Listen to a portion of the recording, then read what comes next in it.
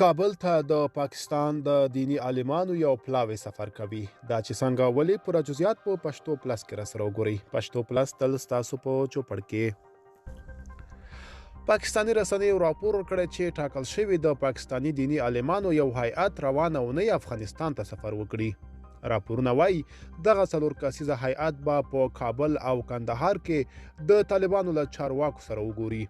ویل شوي چې په دې کتنو کې به د ډیورند کرښې په اوږدو کې د وروستیو شخړو د پاکستان پر شارزافیر د حملې او په پاکستان کې د افغان کډوالو پر ستونزو خبرې وشي.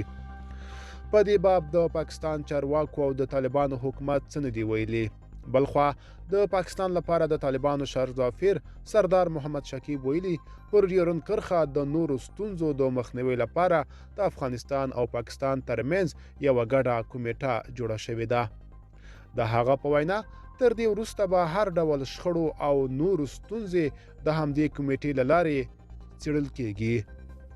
ملګرو دا وه زموږ چمتو شوی ویډیو. که تاسو هم د ویډیو په اړه څه نظر لرئ موږ سره کومنټ کې شریک کړئ. د لا ښکلي ویډیوګانو لپاره موږ سره پاتې شئ. تر بیا ښه وخت.